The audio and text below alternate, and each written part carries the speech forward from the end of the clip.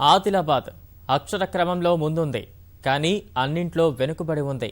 వసతుల లేమి, వెన్నుతట్టి ప్రోత్సహించేవారు లేకపోవడం వల్ల ఎంతో మంది ప్రతిభావంతులు జీవితంలో పైకి ఎదగలేకపోతున్నారు. కొంచెం సహకారం అందిస్తే తాము ఎవరికీ తీసిపోమని ఇక్కడి కుర్రాళ్లు నిరూపిస్తున్నారు.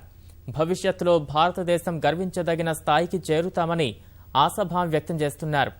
పైకి ఎదగాలనే పట్టుదల, చేరదీసే గురువుల సహకారంతో విజయం వైపు అడుగులు వేస్తున్న నలుగురు కుర్రాళ్ల విజయగాథపై ప్రత్యేక కథనం.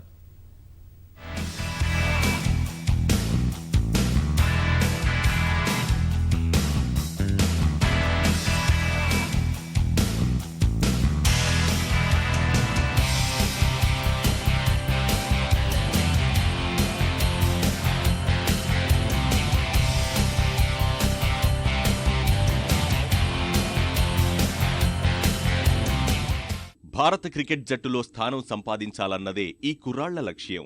ఆదిలాబాద్కు చెందిన ఈ నలుగురు మధ్యతరగతి కుటుంబంలో జన్మించారు.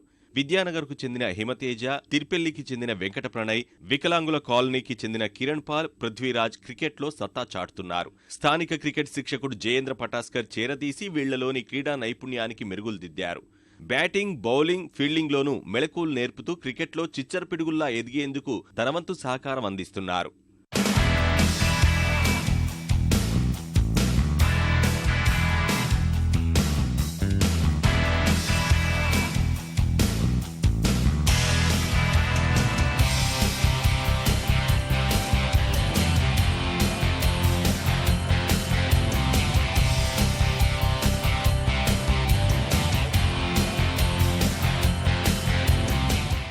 ఈ నలుగురు కుర్రాళ్లు క్రికెట్లో విజయాలను ఖాతాలో వేసుకుంటూ ముందుకు సాగుతున్నారు.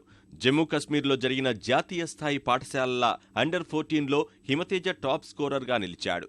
తెలంగాణ క్రికెట్ సంఘం ఆధ్వర్యంలో జరిగిన పోటీల్లో పృథ్వీరాజ్ మహారాష్ట్ర విదర్భ జట్టుపై 32 పరుగులతో పాటు 3 వికెట్లు తీసి అందరి దృష్టిని ఆకర్షించాడు. 9 క్యాచ్లు పట్టి 26 పరుగులు తీసిన కిరణ్ పాల్ క్రికెట్ ప్రేమికులను ఆకట్టుకున్నాడు. 9 చొప్పున వికెట్లు తీసిన వెంకట ప్రణయ్ తనదైన శైలిని ప్రదర్శించాడు. వీళ్లు నలుగురు ఇటీవల అండర్-16 మ్యాచ్ల్లో ఎంపిక బృందం సభ్యులను ఆకర్షించి తెలంగాణ రాష్ట్ర క్రికెట్ జట్టులో స్థానం సంపాదించారు. క్రికెట్ 3 సంవత్సరాలుగా ఆడుతున్నాను. తెలంగాణ జట్టు కెప్టెన్గా ఎంపికైనందుకు నేను చాలా సంతోషిస్తున్నాను. ఆదిలాబాద్ జిల్లాను ఎప్పుడు ముందుండేలా చూస్తానని మాటిస్తున్నాను. భారత్ జట్టులో ఆడడమే నా లక్ష్యం. నా ఫేవరెట్ ప్లేయర్ వీరేందర్ సెహ్వాగ్. ప్రొద్దున మరియు సాయంత్రం ప్రాక్టీస్ చేసేది వీరేందర్ సెహ్వాగ్ అంత పెద్ద ఆటగాన్ని అవ్వాలనుకుంటున్నాను. రోజు ప్రొద్దున సాయంత్రం 2 గంటలు ప్రాక్టీస్ చేస్తాను. నేను ఆఫ్ స్పిన్నర్ని. భారత జట్టులో చోటు సంపాదించాలనేది నా లక్ష్యం. ఆదిలాబాద్లో ప్రభుత్వ పరంగా క్రికెట్ క్రీడాకారులకు సరైన వసతులు లేవు. క్రీడా ప్రాంగణం అంటూ ప్రత్యేకంగా అందుబాటులో లేదు.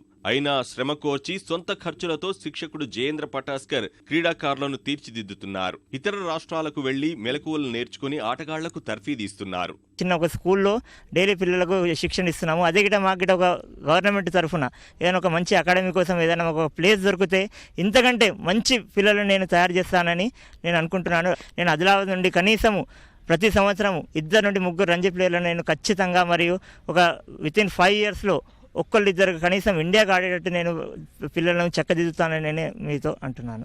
క్రికెట్ క్రీడాకారులను ప్రోత్సహిస్తే జిల్లాలో మరింత మంది ప్రతిభావంతులకు మేలు జరుగుతుందని స్థానికులు అభిప్రాయపడుతున్నారు.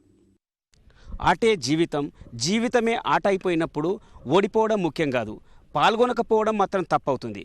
కానీ ఓటమి నుంచి గుణపాఠం నేర్చుకుంటున్న వీళ్ళు తెలంగాణ అసోసియేషన్లో స్థానం సంపాదించారు. భవిష్యత్తులో భారత క్రికెట్ జట్టులో స్థానం సంపాదించడంతో లక్ష్యంతో ముందుకెళ్తున్నారు. వీరి ఆశయం నెరవేరాలని మనము ఆశిద్దాం, ఆకాంక్షిద్దాం. కెమెరామెన్ కిరణ్తో మణి, ఈటీవీ న్యూస్, ఆదిలాబాద్.